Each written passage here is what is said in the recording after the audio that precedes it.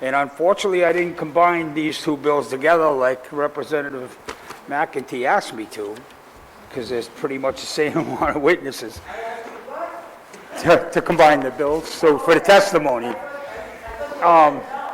We're going to be doing H5280 by Representative McEntee. This is a bill relating to health and safety. Beverage Container Deposit Recycling Act of 2021 creates a refundable 10-cent deposit on non-reusable beverage containers. A 4-cent handling fee would be paid to distributors. Refundable 10-cent, yeah, that's it. Representative McEntee.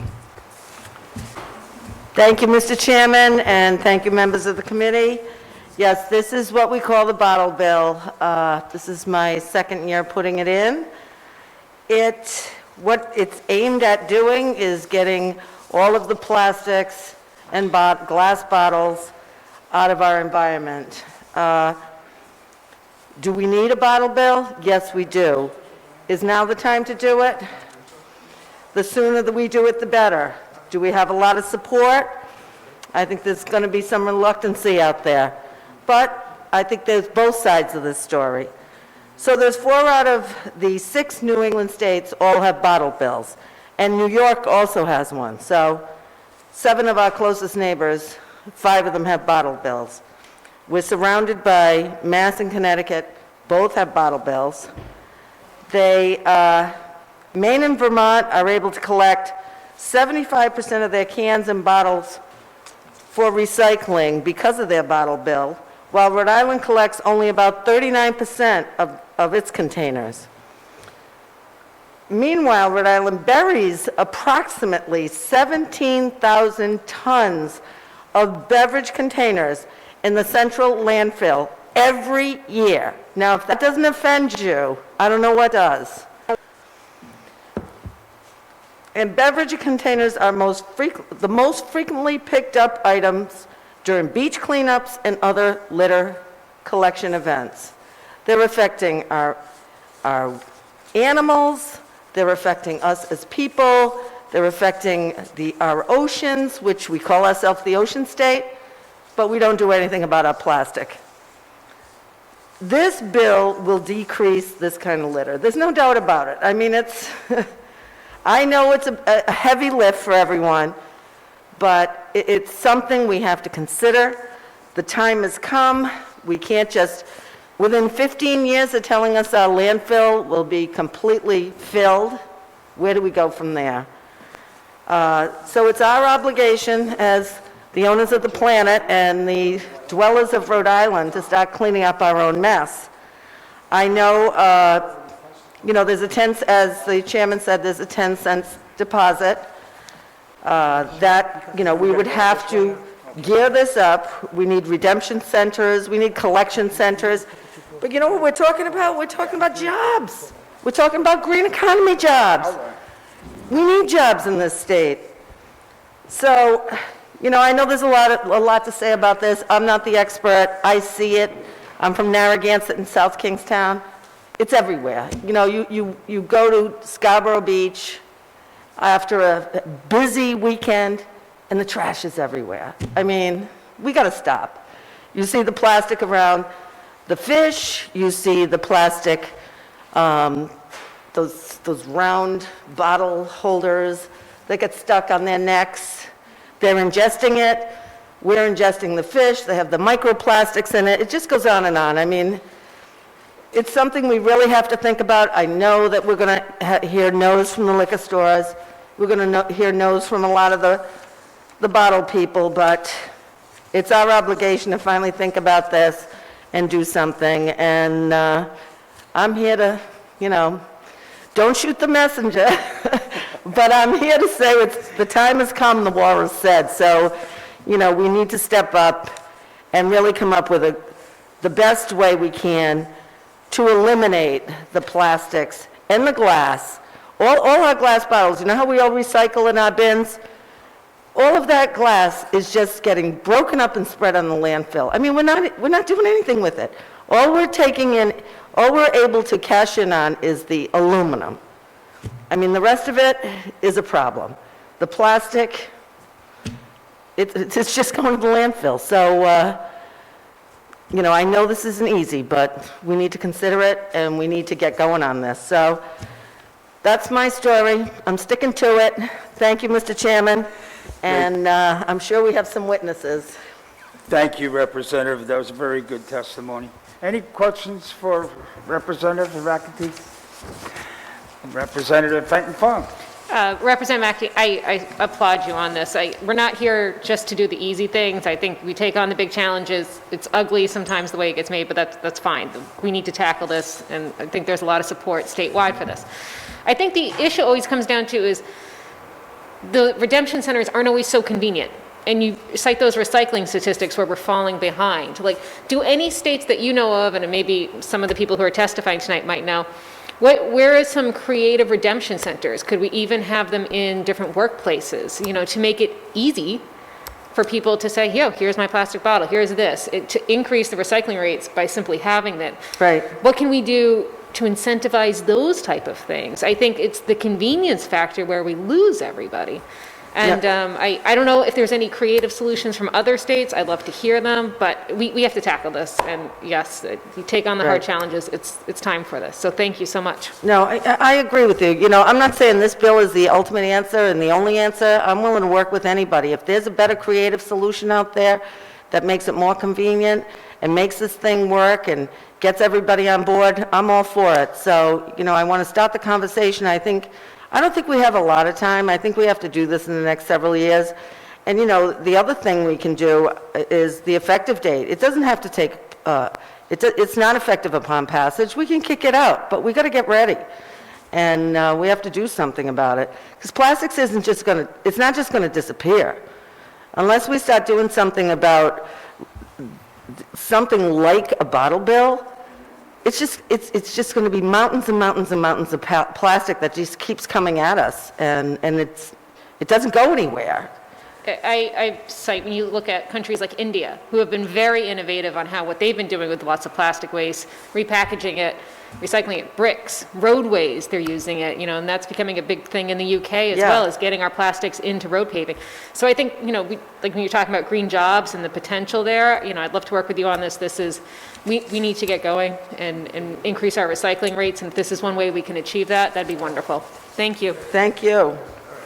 Thank you. Any other questions for Representative Corcoran? Mr. Chairman?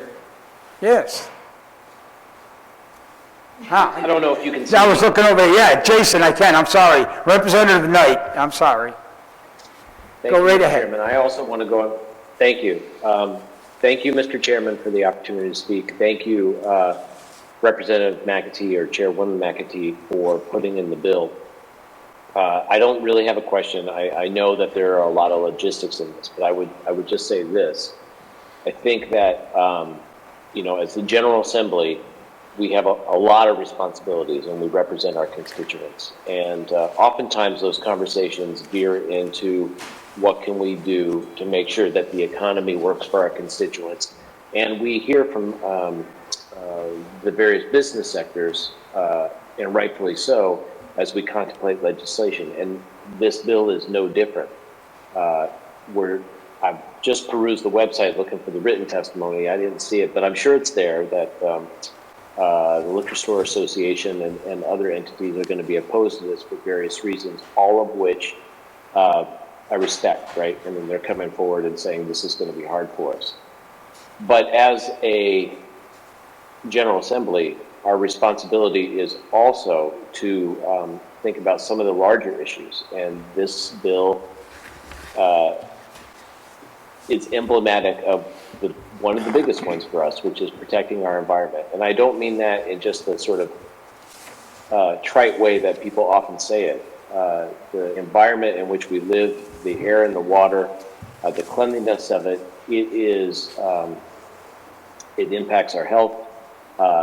It affects our livelihood. Tourism is a huge industry in Rhode Island, and nobody wants to go someplace that is dirty, where the ground outside the nice walk is littered with nips and the trees and the whatnot. So I want to express my very strong support for this bill. I want to echo that I know it's an uphill climb to put it in place. I think Representative Fenton Fung has some outstanding points that she made, and I would think of this as sort of a two-step dance at the very least. One is we put in the system and the law, establish the redemption centers, and then we can do what we can to increase the recycling rate. But this is the first and necessary step, and it's one of those cases where the General Assembly's duty to its constituents rises above an impact on the economy. Thank you, Mr. Chairman. Thank you, Representative Knight. Representative Corcoran. Thank you, Chairman.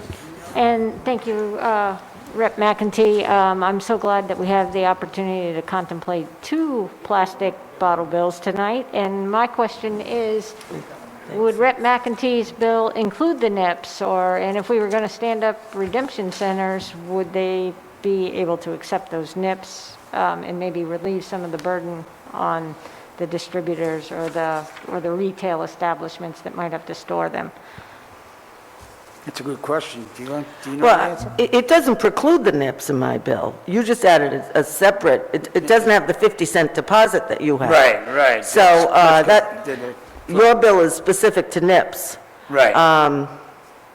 Because the NIPS fall through the recycling conveyor too, so. I understand. You We know, so we we definitely have want to to go- capture them, yes. Yeah. But if you were going to stand up a redemption center, they could collect the Well, NIPS I'm open too, to I'm anything. thinking. It's like Representative McEntee said, I'm open to anything that works. We just have to do it now. I agree. We can't be pushing it down the road to the next people, the next generation. They're depending on us to start cleaning this stuff up. And a lot of people don't like it because it's all about money. Not that there's anything more being Right. into money, And but it's not limited to towns that start with W, because I live in Portsmouth and I see them walking my dogs too. They're well, everywhere. they're everywhere. They Well, are. even the metal grates, they're all over the metal grates that the water runs off to. So they're clogging those up and these big, huge puddles develop. I mean, it's terrible. It's something we have to do something about now. I agree. Representative Morgan. I think it's a good bill because it incentivizes people to actually do the recycling. And that's a piece that we don't have right now. I actually remember when I was in high school collecting $26 for UNICEF at $2 cents a bottle. Just wandering the streets picking up bottles. But you seem to be saying that this is a way to extinguish bottles. We have all these other states that are doing this recycling. These are non-reusable bottles. And I'm just wondering, what do they do with their collect? We're not recycling these. We're not recycling the glass bottles. We're not recycling right now. Not recycling. What are the other states doing? Well, Because they're- they've been collecting it for a while. What are they doing? Because are we just going to have somebody pick them up and then throw them in the landfill? What's the goal of all of this collection? Well, the goal is to eventually either reuse these or find a way to extinguish them altogether somehow. But I think that the conservation land, Kevin Burgess and Amy Conservation Moses they can answer a lot of this, as well as clean water. But I just want to also point out that right now, the fastest growing sector of our waste portfolio is single-use packaging and products like beverage containers, and particularly those made out of plastic. And the burden of managing them at the end of their useful lives grows. And here in Rhode Island, the burden is borne solely by the government and Rhode Island RRC, which is the resource recovery. And that means the burden falls squarely on the taxpayers. Now, in other states, besides reducing, their plastic throughout their states, in Maine, it's created over 1,000 jobs for people employed in the sector of recycling and, you know, in these redemption centers and all of this. And then in New York, it's created nearly 3,500 jobs solely because of their bottle deposit program. I mean, Yep. that's amazing if we could do something like that. If But once, This will excel recycling. Right now, we're not recycling, not the single-use plastic, we're not recycling that. The only thing we're truly recycling, if you go to the landfill, is what they say, that the only thing that anybody wants to buy from us there is the aluminum. And if anybody's on tonight from Resource Recovery, maybe they can correct if I'm wrong on that. But the rest of it is just getting piled up, squashed and piled up. so do you know if any of the states that have been doing this for a while, they've been collecting this plastic? We know that China's not buying it anymore. What are they doing with it? It says here that redemption centers profit because they get to resell the material and receive payments from the producers for the end-of-life management of the materials. Now, this is coming from Clean Water Action, and I'm sure John Barad is on tonight. He could probably give us more detail on that. But it looks like there is a market if you do it right. We're just not doing it right, and it's too expensive for us to do it right the way we're doing it now. And we don't have anybody that will take the product the way we're doing it. Okay, thank you. Yeah, You're welcome. and Rep. Morgan, if I may, I think your point's valid, and I think there are other countries that are just being more innovative. I don't think the innovation is quite here in Rhode Island, in the United States in general, but definitely not in Rhode Island. Like I said before, the UK and India are really leading the way in reusing plastics. Like, what do you use it for if China, the market's not there? You should see some of the stuff about road paving. You should see some of the stuff about construction of homes. It's really interesting. I wish we had that innovation there. I think there are certain things we can do to foster it, but I think that's when we're looking 10 years, you look out like a plan like that. We need to take all that plastic and be like, all right, let's start funneling it into different uses. And I think we can play a role in helping to foster that, so.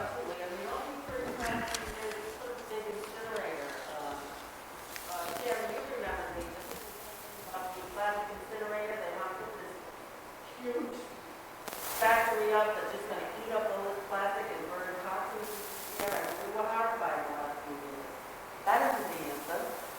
Here it is, you know. You know, I know you're addressing plastic, but you also mentioned glass, and I know they never recycle glass. No, they don't, you're right. They just don't. I mean, it's a very clean container, but it's just never recycled. And you're right, but back in the day, everybody used to put their bottles, used to save. I think they used to wash them and You do get them the all over six-pack again. of Soda or whatever, and you put them back in the six-pack, and you bring it back to the store. I mean, I don't know why we ever eliminated that, you know, that. I know. We used to make money that way. But if nobody wants to recycle glass because it's too much of a pain, or it's too tedious to do, too much of a process, because you got to wash out these bottles and everything, then maybe we don't need glass bottles anymore. Maybe we should have all aluminum. I mean, we've got to figure something out. Anyway, thanks for the conversation. A lot of the larger liquor companies like Budweiser have gone to aluminum bottles because they find out they stay colder longer. Right. And they're highly recyclable, so. Well, Maybe I that. think to Representative Fenton-Fung's point, we have to find a use for them, right? Or are we just collecting them so that we have a mountain of plastic bottles somewhere that we're doing nothing with? And there's all back and forth with them. I think somebody has to be innovative. Maybe we need to get the Indians over here to help us, or the Brits, but if doing this to have another mountain instead of the landfill, another mountain of plastic somewhere, I think, I'm not sure it's, I think we're all saying the same thing, and I think we're all agreeing on it. But I think the first aspect of it is a laudable one. And like, let's first start getting the idea and the process of redemption facilities. We know this is going to take some time, and then help other industries foster that use for it, whatnot. So here's this bottle that we all have sitting in front of us, right? And it says 100% recyclable plastic bottle. It's made out of recyclable materials. Says cash refund. It looks like Hawaii, Maine, Connecticut, New York, 5 cents, Oregon, 10 cents. I mean, what about the other states? There's other states that have it also, but, you know, I mean, I think our witnesses can probably answer a lot more questions, but it's just, it's interesting to me that we have this sitting here, and this is what we're talking about, you know, but I'm drinking aluminum. Right. We gotta learn to use reusable bottles too. Any other questions? Oh, Representative Carson, I'm sorry. Thank you, Chairman. I want to make a few comments. The first comment is, let's ask ourselves these questions. Where do these bottles go? So they either go by the side of the road, which the chairman has identified, or they go in the landfill. And I think that we need to continue saying over and over again that the landfill has a limited life. It's going to be filled in our lifetime. We don't have any place else to put garbage. That's a significant statement. And I think that we should say that over and over again until we can really determine the policy. The second thing that I want to say is that, personally speaking, I'm really tired of these environmental issues being between environmental community and the business community, and they fight back and forth, and they've been doing this for 50 years. And personally, I'm tired of it. I think that it's time for the stakeholders to come to the table and solve the problems. I think that Representative McEntee is really uniquely qualified to bring desperate parties to the table to pass legislation. And I challenge the folks that are opposed to this bill and support this bill to work with her to really come up with some kind of a conclusion to solve this problem, because it's a real one. Thank you. It's definitely true. Any other further questions? Okay, we're going to go to the people, anybody on, all right. That ends the verbal testimony. We're going to go to the virtual. Our first witness is David McLaughlin. David? Yes. Go ahead, the floor is yours. Thank you, Chairman Bennett. And thank you, Representative McEntee, for introducing the Beverage Container Deposit Recycling Act. My name is Dave McLaughlin with Clean Ocean Access, and we support this legislation. I know that single-use bottles are considered to be convenient, but there's so much about them that are very difficult, and you have to proceed with an extreme amount of effort to use these. The legislation will move the ocean state further to be the leader for the environment, for environmental stewardship, and this action is imperative. We need to do this now. Since 2006, Clean Ocean Access has performed over 1,500 cleanups, and in the last 7 years, we've itemized over 600,000 items of debris, and about 8% of those are actually plastic bottles and glass bottles. With this new deposit bill system in place, the community group could have collected those bottles and actually raised over $5,000. So that's an interesting way to look at this. And I think there were some comments made that that's happened in the past. And while the efforts of community cleanups are heroic, these efforts really shouldn't happen to occur. And unfortunately, all the material that isn't collected is littered and scattered in our oceans and waterways and causing unknown consequences to the health of our planet. Who knows how much microplastic is in the ocean, but even just a little bit is more than enough. I think that this legislation really introduces a proven concept that really introduces greater responsibility on the distributor and the consumer at the time of purchase, and it does create a logistical model that spurs business development. It'll create jobs and help the economy. I think that the bottles that you've seen in front of you that are 100% recyclable, we need to move to the day where a certain percentage of the material is made from post-consumer resin. We should set the goal that eventually any plastic bottle is made from 100% post-consumer resin. That's extended producer responsibility, and the good thing is that large companies are moving in the direction with new taglines like "Every Bottle Back," where we as a society want to move towards circular economies, because that's truly how we're going to keep life and sustainability moving the way that we want it to. I'm going to reserve the rest of my time for the rest of the group that may want to speak, but I just want to mention one last point about water. The Rhode Island Department of Health, with guidelines promulgated by the EPA, make sure that our drinking water is safe to drink and used for everyday lives. Everyone in their households in the state has the ability to fill up a reusable water bottle every day for their own personal use. And if we move in that direction, that spirit of reusability will really eliminate the need for purchasing single-use water bottles. If consumers decide to purchase what I'll call non-essential beverages in single-use containers, I think the nominal increase in cost will move us towards what I will call the true cost of recycling, and it's a responsibility that we should all accept. It's great to see automotive companies move in the direction to move away from fossil fuels in vehicles that use renewable energy, and I think it really sends a strong message that now is the time to really turn off the spigot on runaway single-use plastics such as plastic bottles. So I really appreciate the heartfelt dialogue, the intensity and sincerity of this topic. Really offer the help to really advance the ocean state, to be a leader for the environment. So thank you for your time. Thank you, Dave. Any questions for Dave? Thank you, David. Have a good night. You too. Our next witness will be Meg Kerr. Hi, Meg. Hello. Can you hear me okay? I can. Let me turn off the sound on this. Okay. There you go. Good evening. Good evening.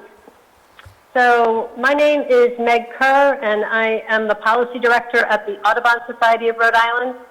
And I thank you for the opportunity to speak in favor of H5280, the Beverage Container Deposit Recycling Act.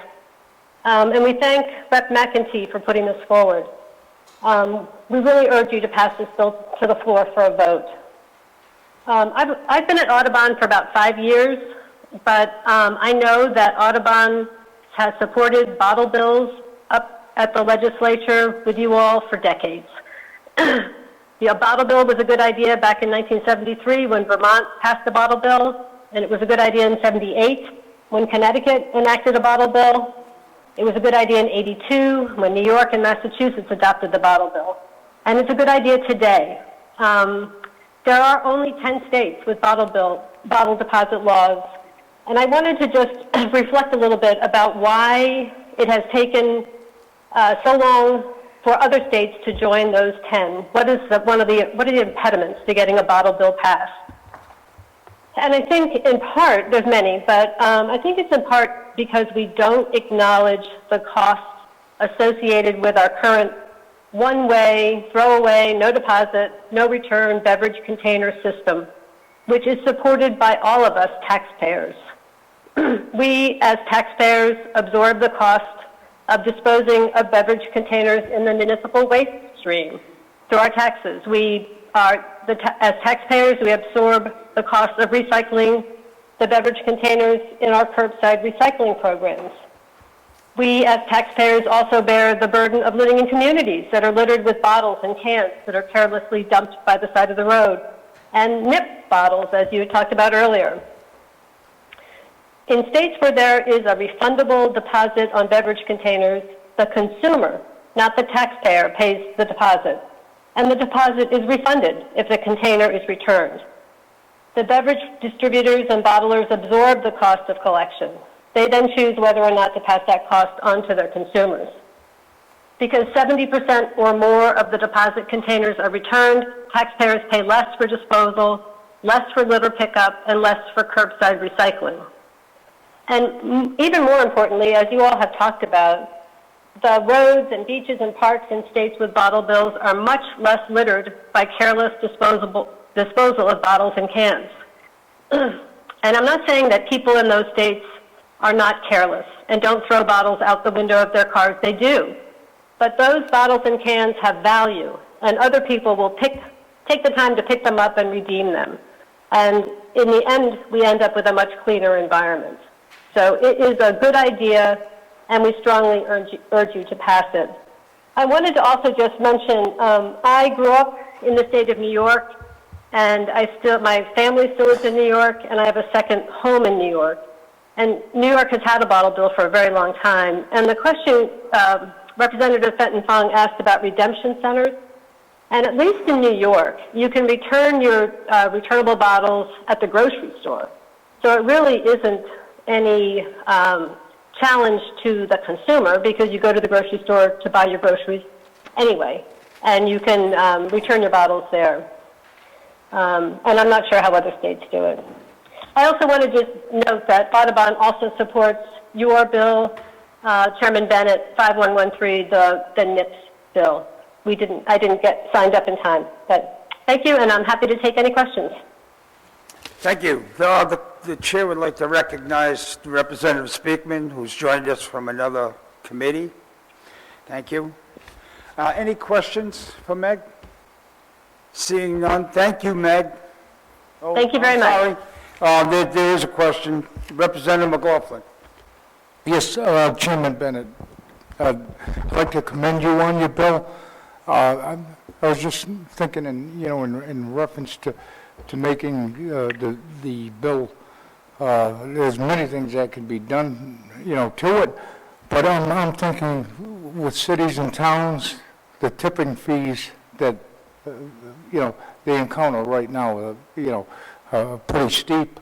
It would be an incentive to also include cities and towns, and they could actually send notices out to their residents for collection of these things, in each municipality, which would actually, add to if we could put in a clause in reference to tipping fees for a decrease in tipping fees for municipalities. Sounds good. Representative Fenton Fong. So that's actually kind of interesting, and I don't know if this is where you were going with it. Like, are you, and this might be a question for anybody in the room and any one of our experts, but like to separate out the plastics with the glass, whatever, so almost like another recycling bin or whatnot, because right now we have quite mixed recycling, and we know we have a lot of contamination, and it hurts the municipalities when it comes to tipping fees when they're contaminated. I wonder if there are any states that have like a third bin, where cities could say they collect all these bottles, then they can go redeem them, and, again, kind of offset some of their tipping fees. Tipping fees are a big issue when it comes to the landfill. They keep going up. They're going up in massive amounts, and the cities and towns are catching on this. So I don't know if that program exists in anywhere else, or like what you're kind of saying is, how can we actually help municipalities by them being able to collect it if no one else is going to, or whatnot? It's an interesting avenue to explore. Representative McEntee. Thank you, Mr. Chairman. My past life, I was on the town council, as well as Representative Fogarty was on the town council of South Kingstown. And when we came up with that single bucket for recycling, that was a convenience thing, and the thought was that would increase the recycling amounts. But I'm not sure, I think it has, we're all recycling more, but the fact is that a lot of it is getting so contaminated that they can't recycle it at the landfill. So maybe there's something, maybe if we had to go back to separate bins, I don't know, it might be something that is another consideration. But I think probably these experts know, but it's a good point. The chair would like to recognize Representative Fogarty. He's come and joined us. Any other questions? Thank you, Chair, and I'd like to be held my votes in the affirmative to hold the votes for further study. Thank you very much. Representative Speakman? Thank you very much. Got that, Lou? Okay, we're going to go to our next witness, who is Topher Hamlet.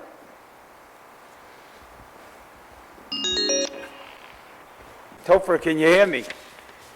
Yes, sir. Okay, the floor is yours. Thank you, Chairman Bennett and members of the committee. My name is Topher Hamlet. I am the Director of Advocacy for Save the Bay. And on behalf of our members, I'm here to support 5280, and thanks to Rep. McEntee for introducing the bill, and to the many co-sponsors for signing on as well, many or most of whom are on this committee. I just have to say, on the last bill, as well as this bill, Chairman, the conversation has been wide-ranging and I think very useful and thoughtful. A lot of good issues are raised that need to be put on the table and addressed. So I appreciate the committee's deliberations. To get right to it, I'm going to start with some data. We coordinate the much of the state's international coastal cleanup every year. And for the year 2019, which is where we have the most recent final data that we have, in a mostly one-day event in September of 2019, over 2,000 volunteers removed trash from over 90 shoreline cleanup sites throughout the state. And I'll give you just a couple of numbers to show the extent of the problem. These volunteers in this mostly one-day event collected 3,682 glass bottles, 6,842 plastic beverage bottles, and over 8,500 plastic bottle caps. So the problem is quite real, and I would also say that it's more than unsightly, though. To amplify what John Berard said on the previous bill, these plastic bottles break down and they turn into microplastics, and microplastics are now everywhere. They're in the waters of Narragansett Bay. They're in the marine life of Narragansett Bay, which of course we harvest and eat, and they're in the sediments of Narragansett Bay as well. We have partnered with Clean Water Action on those microplastic trawls, and indeed in our office there are large jars of water that when you shake them up you can see thousands of pieces of plastic floating around in them, and that's just skimming the surface of Narragansett Bay. This bill is very practical, I think, and I know there are a lot of issues to be worked out with the mechanics, but you know, in the end, littering is a behavioral issue, and littering laws, which reflect the fact that we think littering is not a good thing. Littering laws are rarely, if ever, enforced. And what Rep. McEntee's bill does is it puts a value on the things that people throw away. And if they are of value, people will be a lot less inclined to throw them away in the first place. And that's mainly the thought that I would like to leave you with. It's a very practical approach that gets at part of the root of the problem. I just want to put in a word. I didn't testify on it, but Chairman Bennett's Bill 5113 gets at the same issue by putting a value on something that people throw away. So we strongly support the legislation, and we look forward to working with you to address the many challenges on it and win passage. Thank you. Thank you, Topher. Any questions? Seeing none, thank you very much, Topher. Have a good evening. Thank you. Our next witness will be Kevin Boudris. Okay, then our next witness will be John Broad. John, you there? I'm here. Floor's yours. All right, great. Thanks, Chair Bennett and members of the committee. Again, my name is John Berard. I'm the Rhode Island State Director for Clean Water Action, as I mentioned, and I represent our 20,000 members here in Rhode Island. We support H5280, and we urge the committee to swiftly pass this, frankly, long overdue legislation. I had a bunch of stuff that I was going to say, but there were some really great questions that some members of the committee had asked. So I'm going to touch on some things that some of my colleagues have said as well, and then answer a few of the questions and uncertainties that were brought up in the previous conversation. So Rep. McEntee, first, I want to thank you for your years of leadership on single-use plastics reductions. We've worked together over the years, and again, we are really appreciative of your dedication to this really important issue. You mentioned the burden on taxpayers. Meg also from the Audubon Society had mentioned the burden on taxpayers and on municipalities, and these are real costs. Plastic production is scheduled to either double or triple, depending on where you look, by 2050 from today's current levels. And so we can't handle the amount of single-use plastic pollution now. We're certainly not going to be able to handle it down the line. And Representative Carson mentioned, and I'm thankful for this, that we only have about 15 years of life left in our landfill if we continue at our current clip. And so we really need to think of some innovative solutions for this. Currently, the City of Providence pays about $1 million a year just in fines and fees for rejected recycling. So that's not the cost of collection and all of that stuff. That's in addition to. because of contaminated recycling loads. And I checked today with the head of the DPW here in Woonsocket, and it costs us about $5,500 each time a recycling load is rejected and instead sent to the landfill. Not to mention, all of that valuable material taking up space in our landfill. And I think that's an important thing to remember, is that recyclables are a commodity. Recycled material is resold on resale markets, and that's why bottle bills are actually really successful. There was a question, I believe, Representative Fenton Fung asked about, how do we separate this stuff? Like, do we need an extra bin? Redemption centers separate these things. And that's really good for recycling values. And we talked about the economic value of recycling markets and job creation. When you have separation of these materials of glass and aluminum and PET and the different other types of plastics, those commodities are actually more valuable because they're purer.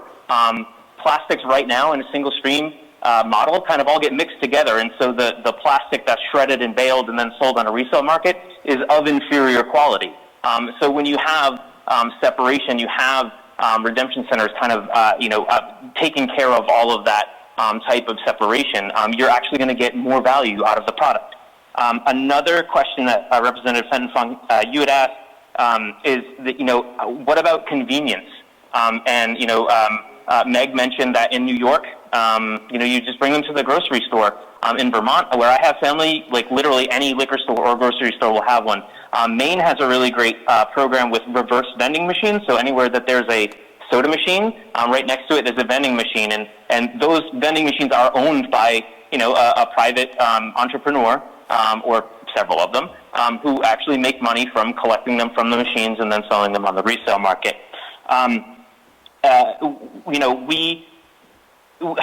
Another question was asked is, like, what are we just going to have these piles of plastic sitting around? Like, when a beverage container deposit program is in place, these things get removed from the waste stream, right? Because they don't go into the municipal trucks. They don't go into our bins. They go to the redemption centers.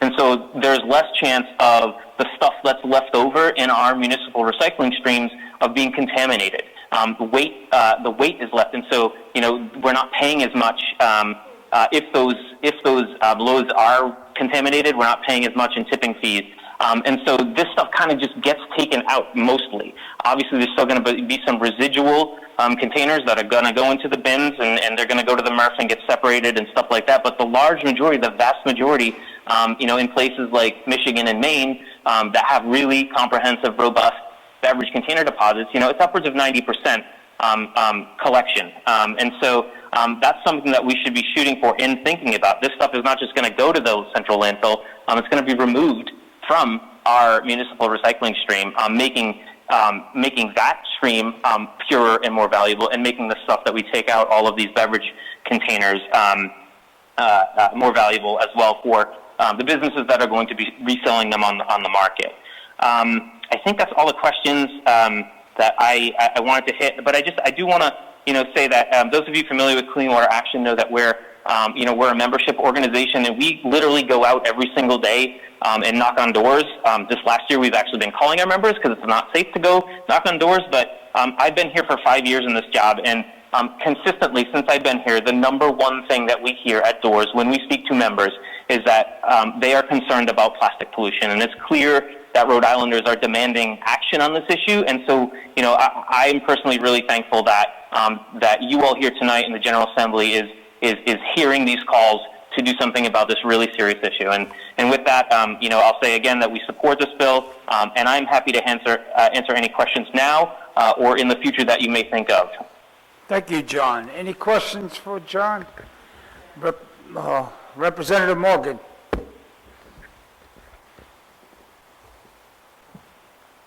Thank you for agreeing, coming in and answering some of these questions. Sure. I do want to understand more about plastic recycling. Is it all recyclable? Rep. McEntee pointed out that the bottles we have on our table are recyclable. Is all plastic bottles recyclable? Excuse me?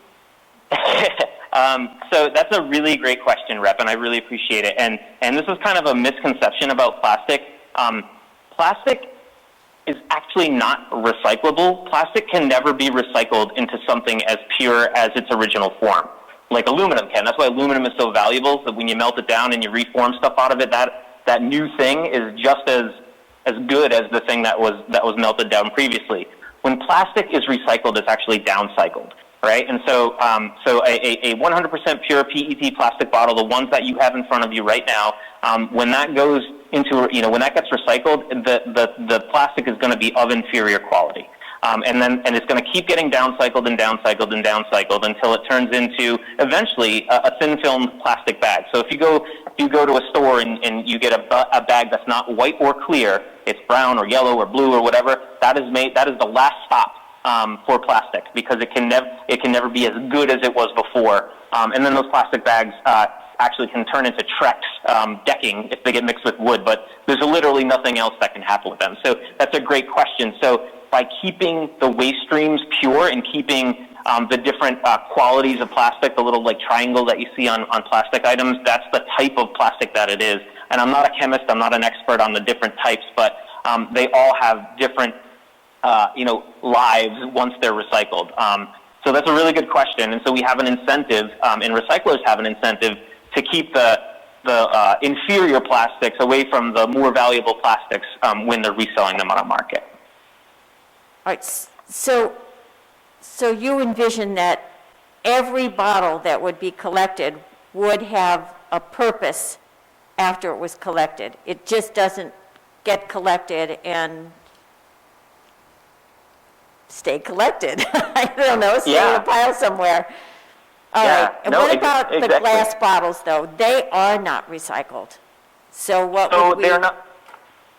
Yeah, so that's a great question, too. And so they are not recycled currently because the one glass recycling facility in New England, which was in Massachusetts, shut down a number of years ago. And so the state, they can be recycled, but we don't recycle them because it's more expensive for us to ship them to the next closest glass recycling facility, which I think is in Canada, but I'm not exactly sure on that. Don't quote me. But it's far away, and so it's cheaper for us just to crush it and use it, as Rep. McEntee said, as alternative daily cover for our landfill. Now, when we put a value on that glass, recyclers will be incentivized to find something to do with it. And this is something that, a lot of older folks, my parents talk about this, returning glass bottles. And I'm a big fan of Yacht Club soda. And so, if you return your case of Yacht Club, you put a deposit down and then you get your deposit back and then they reuse it. And so, I can't say what is going to happen afterwards, but now this product has a resale value. It's not mixed in with anything. It's not broken. And so where there's a will, there's a way, I guess, when it comes to markets. And so there may be another glass recycling facility that could open up, or maybe it becomes economically possible or feasible to send this to the next closest glass recycling facility. But the state really doesn't have to worry about that anymore once a program like this is in place. That becomes an issue that the redemption centers and the recyclers are now left to deal with. And they'll find a way to make sure that product, which is a commodity, can be sold on the market somehow. Okay, and may I have one more question, Chairman? Sure you can. So there is a cost to collecting all of this material. Is the recycled value greater than the cost of collecting it, transporting it, storing it? So I don't know what you sell this stuff for, but is the value, can somebody who's collecting this actually make money from doing it, or is it going to be a losing proposition for them?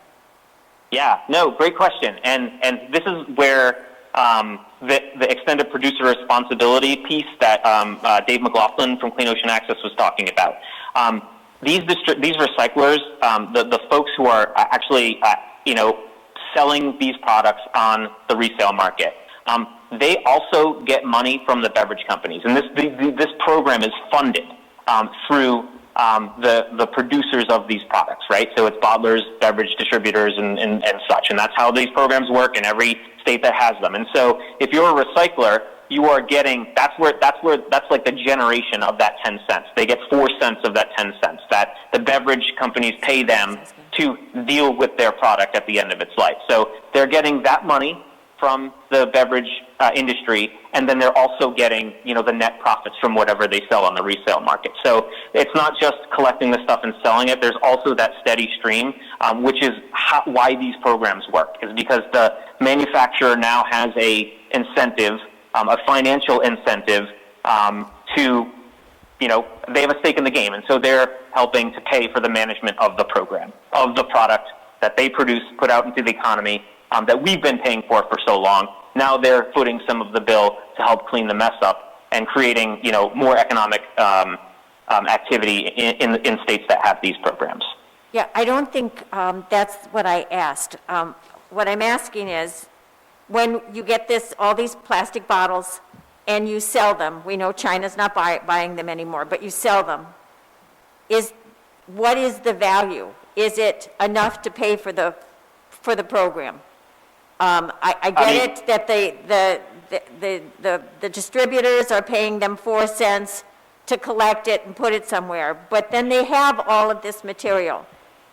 Do they get enough money from selling that material that it pays for their operations? Generally, I'm not an expert in commodities markets, recyclable markets. I know how it works, but I can't say for sure. But there are, my colleague Hank was talking about, a person that he knew in New York who runs a program like this, who employs people and presumably makes a profit on it. So the model itself is self-sufficient, and there is an opportunity for these recyclers to make money. And like I said, the purer the waste streams that they're selling, the more valuable those waste streams are going to be. So the answer to your question is yes, you can. I can't say for certain, what the margin is or anything like that, and there are others who may even be on, tonight that could answer that question a little better than I could. I'm happy to find out for you. I know some people, I know there are experts that I could ask, who would have a better answer for you. But the short answer is yes, these markets have been successful, and people have been making money selling recyclable items for a long time. Even though China is kind of out of the picture now, there's definitely markets here in North America and in Europe that are, allowing entrepreneurs to turn profits. I would appreciate it if you could get that information to me, because I know the commodities market collapsed, and I've read different articles basically saying that instead of recycling, we're separating the trash into recycling and regular trash, and then at the end of the day, they are all put together and thrown away. So I would like to know a little bit more about that, if you can find it for me. Thank you. Sure. Yep, you're welcome. Representative Fenton Fong? She has first. I'll be quick, McEntee. Thank you so much for shedding some light on that. I'm very pragmatic about this, and I really would like to know how other states do it well, as far as when I'm thinking about changing people's behavior, which is like the #1 issue at heart here, and making it more convenient for them. I understand grocery stores, I understand that. I'm thinking of like the college kids. They're not taking this stuff to the grocery store. I work at one of the biggest hospitals, not only here in the state, but I've worked some of the biggest ones in the world. There's never a redemption machine, right? Something like that, even in Massachusetts. If we really want to change behavior, maybe an entrepreneurial type of business would be to get these centers where there's the most people. I can't tell you how many plastic bottles we throw out at the hospital, because whether it's nurse, you're on the floor, you're not running downstairs to the recycling bin. What could we do to make it so convenient for people that they're like, could you imagine on the college campuses? What you'd be able, again, they're not going to go to the grocery store. They're not, maybe going back. I think that's definitely one lane. for an entrepreneur to go down, but I'd love to see if other states are doing that. I really think this is a behavioral modification type of program in order for it to be successful, like we need it to be. So if you have any insights into that, that'd be lovely, or anybody else who testified tonight. I'm really trying to figure out the most pragmatic way to make this work, because I think it is incredibly important. Yeah, no, it's a great question, and I think you hit the nail on the head that there's a tremendous opportunity for entrepreneurship here. I think there's a lot of places where these things, these machines or programs or whatever could be put into place to incentivize this behavior change. And so, I will say that if Maine has a really great program. They're the closest one, and I have colleagues up there, and I have family up there, and it's just what you do. And like I said, there have been a number of businesses that have started up, and again, there's vending machines on college campuses. There are people who contract with facilities, large facilities and institutions to handle this for them. So instead of having a green dumpster out back that somebody might throw the recycling in, there's actually a program that's like there at the institution to collect this stuff and redeem it. And so there's a lot of opportunity. The places where these laws have been in place for a long time, and Meg mentioned a couple places that have had them in place for years, these types of entrepreneurial opportunities have popped up. Some places the state manages, like New York State. It's a state-run system, but in places like Maine and Michigan, there's an opportunity for business development. And so those markets are ripe for exactly what you're talking about. How do we harness the parts of the market that aren't being tapped? How do we change behavior across the economy, not just in like certain places or in places of high population, et cetera? So I can find some information on that, but I would point you to Maine and Michigan as the two most successful examples of these types of laws, in the U.S. And I will say, to your point about Massachusetts, Massachusetts' law does not include water bottles because it was passed before water bottles, and the beverage industry spent millions and millions and millions of dollars to kill a voter referendum several years ago to add it to Massachusetts' law. And so that's a big gaping hole. And again, a strength of the Michigan, Maine, and this bill is that there are very few carve-outs. So it's going to include water bottles. It's going to include Rep. Bennett's nip bottles and all of that. And that's really the hallmark of a really strong, effective program that's going to result in those high collection rates that we've been talking about. But I will find you info on some best practices for what you were talking about. I appreciate that greatly. Thank you. Thank you. Representative McEntee. Thank you, Chairman. John, I just wanted to say a few things. So I think one of the things you're saying, and we all realize, is convenience is key. If we're going to recycle, right now, that's why we recycle everything into one bucket, because we figured, all of us, if we could throw it in one bucket, we'll recycle more, and that's probably true. But then if it doesn't work out at the other end, that's a problem. So it seems to me maybe we should be going back to recycling cans, bottles, glass, paper, separately, but that's a whole nother issue. And as far as entrepreneurship, I think we could probably key into our universities, like URI, possibly any of the other universities. This is a project for them to come up with how do we get rid of this stuff once we collect it. And one of the big issues with this every year, and we have it again, is the liquor stores. We have the independent retail liquor stores, and we have the wholesale liquor stores, both opposing the bill. Is there a way, and I understand their problem, they're in the business of selling bottles and cans, all shapes and sizes, and that's all they do. Alcohol is sold there, and that's their business.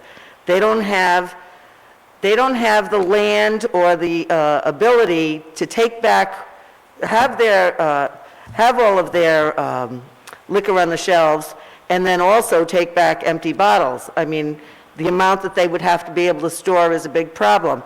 So my question to you is, how do we get these people on board? How do we make it workable for them? Because it's a terrible inconvenience, and I'm sure everybody in this room has a liquor store in their district somewhere, right? Maybe one or two doesn't, but I've got a few of them, and they're small, and I know they couldn't handle taking back all the bottles that they sell in a given week or a given month. So how do we get them on board? What can we say to them? Because obviously, we all know that during the pandemic, small businesses are getting hit very hard, and they're probably listening to us right now saying, oh my God, here's another thing we have to do that's, you know, going to hurt us business-wise. Just like the restaurants, we're probably going to say the same thing, you know, with all we have to deal with, now you're going to ask us to deal with this. And like I said before, this is nothing that's going to pass overnight, and we can kick this out and give people time to adjust and get all the protocols in place, and the, you know, the distributor, the centers that are going to take in the empty containers. But how do we get there with these people? How do we convince them to get on board instead of being always in opposition? And that's my big question to you. Yeah, and that's a good question. So I'll answer your first thing, or the first thing that you mentioned first, in that URI actually has taken on plastics as its grand challenge, and last November, it convened a bunch of us and experts, including folks from the plastics industry, to talk about plastics and how we can kind of rethink, how the university can help kind of rethink and reuse it. It included, faculty members from textiles, from engineering, from the Graduate School of Oceanography, from political science department, the history department, and all of that. So they're actually on it, and so I could definitely help connect dots there. That's what the campus is working on. They have a humongous grant, millions of dollars that they're going to use to kind of look for these solutions that, it could be paving roads in plastic, or it could be, how do we reuse these products in a more efficient way. So that's a good point, and URI is on it, and we can definitely make some connections there. I mean, your second question is we need to talk to them. I mean, Rep, that I was the co-chair of Governor Raimondo's task force to tackle plastics, and that was that convening of multiple stakeholders. I think Rep Carson had mentioned that it's time to do this, and we've started to do it, and I think we still have to do it. But I think to your question is like, how do we get them on board? Is we're not pioneering innovative policy territory here. This has been done, and so I think we can maybe reach out to folks in other states, in Vermont, in Mass, in Maine, in New York, in Michigan, and see how did they get liquor stores on board? How did they get restaurants on board who may not have the staff or the time or the room to do this type of thing? And again, there may be an innovative business prescription to this that we're not thinking of. Liquor stores can put, again, reverse vending machines outside of their stores. They can own those, or they can contract. I mean, there's ways to do it. But I think having the conversations is what's going to get us there, and reaching out to our colleagues in other states to see what best practices are out there, and what's been done to bring them on board elsewhere. So I don't have a specific answer. I think that's the next step that we need to do. Thank you. You're welcome. Any further questions? Thank you, John. Have a good night. Thank you. Same to you. Our next witness is Amy Moses.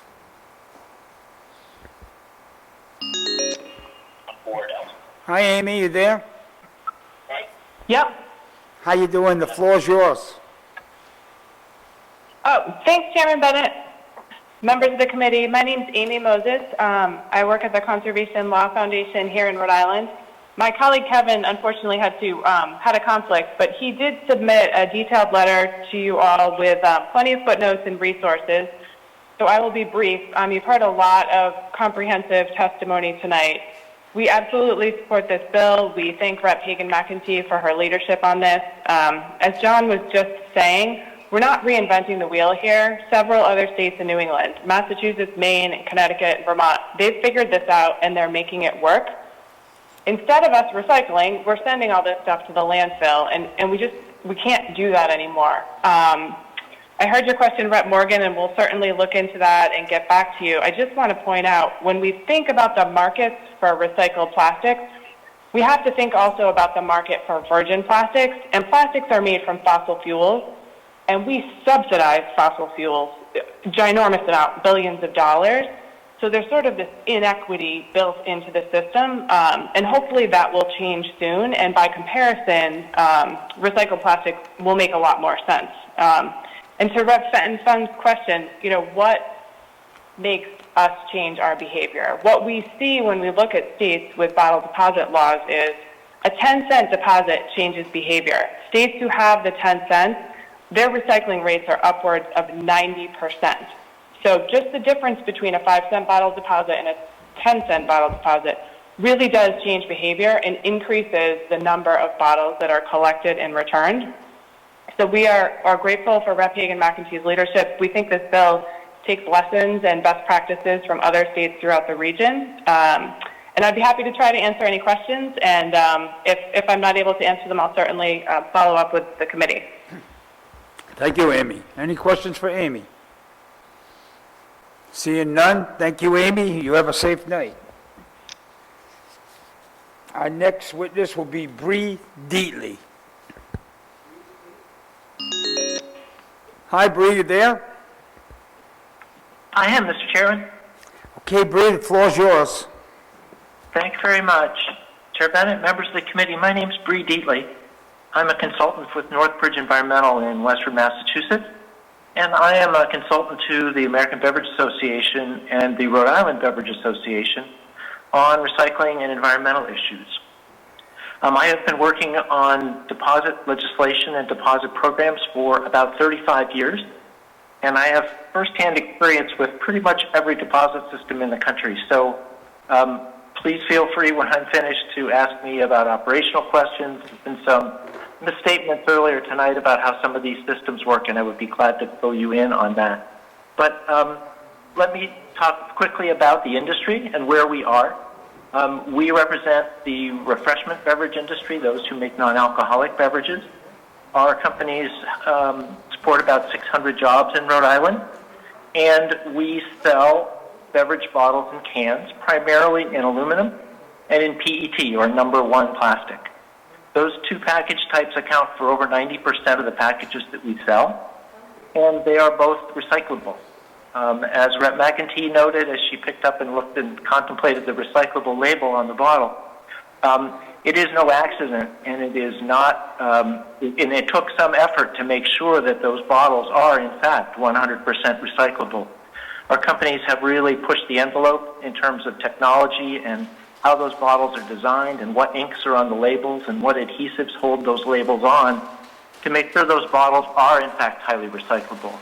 In fact, rather than the PET plastic being disposed of or landfilled, the PET plastic that's recovered at the MRF in Rhode Island is actually the second most valuable material that they recover after aluminum. It is sold. It is highly valuable, and it is highly sought after by a wide range of industries, from carpet manufacturers to clothing manufacturers to beverage companies to make into new bottles. So it is not only recyclable, but it is sought after and in great demand. Now, what we do in terms of designing our bottles and making them recyclable, and then committing to use recycled content in them when we make new bottles, works great as policy, but we can't make the consumer bring the container back. And that's where we need policy. And that's what we're talking about tonight, is what kinds of public policies can we put in place to help encourage consumers to bring their containers back. We have, as an industry, launched an Every Bottle Back campaign, was referenced earlier tonight. There's some information about that in my written testimony that I'm going to be submitting in the morning. But I want to talk about the policies that we are supporting. We realize that public policy needs to be put in place. And we support a wide range of public policies and are active in putting those policies into place around the country to get more containers back. That includes deposit systems, and that includes EPR, or Extended Producer Responsibility Systems, depending on where we are, what the infrastructure looks like, and what's needed. I think it's important to point out, especially in the broader context here of plastics discussions, that a bottle bill would put a deposit on plastic beverage bottles, but plastic beverage bottles represent only about 10% of the plastics that are in the waste stream. So without more comprehensive attention on the rest of the plastic stream and those plastics that are not, in fact, recyclable, Rhode Island and other states still will have significant plastics problems. So let's look a little bit at the deposit proposal that's before us. We are listed in opposition to this bill. The reason we're in opposition to this bill is that we don't believe that the bill as written lays out the kind of deposit system that would work well for Rhode Island or works well in any state. We work in all over the world with deposit systems, have put them in place in many places. We have a pretty good idea of what makes those systems work well and what makes them not work so well. And so we have seen that systems like that outlined in the bill here tend to become stagnant. The Connecticut and Massachusetts bottle bills are both the poorest performing in the country. They redeem less than 50% of the bottles and cans that are subject to the deposit right now. So those aren't great models. We need models that are laid out in such a way and are based on principles that we have that set up the right structures and the right accountability, the right governance, so that the system moves towards efficiency and innovative design and consumer friendliness and keeps the money in the system. The bill would take the unclaimed deposits and direct it off to other programs. The unclaimed deposits need to stay in the system. It's just like any other producer responsibility system. The producers have to pay fees to make this system work, and those unclaimed deposits need to be part of that economics. So I think I'll wrap up there and just say that we certainly have concerns with the idea of putting a 10-cent deposit in place in Rhode Island, where the state is surrounded by states with 5-cent deposits. I could regale you a story starting with the Seinfeld episode and going on from there about the impact of differential deposits across state lines. But I just would say in general that we recognize the need of the beverage industry to have innovative policies and to take advantage of some of the programs and learnings that we have as an industry to help design systems that make sense, and design systems that make sense in the context of Rhode Island and what it needs. So again, I'm happy to answer any questions, and especially to talk about some of the other deposit systems that are out there, and also the state of materials and marketing and recycling and things like that. So thank you for your time. Thank you, Bree. Any questions for this witness? Representative Speakman. Thank you, Chairman. You mentioned the alternative policies. I must have missed it. Can you give us some specifics about which alternative policies you're recommending? The deposit systems in some places where they're designed well, and also extended producer responsibility systems or EPR systems where they are designed well. And we've supported other types of what I would call partial producer responsibility systems where producers are on the hook to pay certain expenses. But we recognize that producers have responsibility, but not one system fits every single jurisdiction, every single state. So we do support deposit systems. We have deposit systems that we like in the U.S. We have deposit systems we don't like so much in the U.S. And we can talk more about, and I've sort of laid out some of those principles for what we're looking for in a system and what we think makes the system work well for consumers and for industry and for retailers and others, sort of balance those interests. If I may follow up? Yes. So you said you support deposit systems that work well. You oppose this one that Representative McEntee has proposed. So what are the features of a deposit system that works well? A system that works well is centrally managed. That means that while there's opportunity for entrepreneurism, you run the risk of a state of Maine situation where entrepreneurialism runs amok. And you have 400 redemption centers in the state of Maine, literally some across the street from each other, who are essentially fighting over the same containers. There needs to be kind of coordination in what the system looks like and how consumers can interact with it. There needs to be innovation and consumer-friendly interaction in such a way that, much like the Oregon system, which is one of the models that we see in the U.S., where consumers have a lot of flexible, convenient options, just basically dropping off containers, and then getting credit for them at a later date, checking their account online, using their refunds to donate them to charities or whatever. It doesn't have to be the model that you see in Massachusetts where you stand in front of a reverse vending machine in the foyer of a Stop and Shop and plug bottles one at a time into a machine. That is the state of the art of the 1980s. That is not the state of the art of the 21st century. Thank you. Any further questions? Thank you. Seeing none, Bree, thank you very much for your testimony, and have a good night. Our last witness is Hank Webster.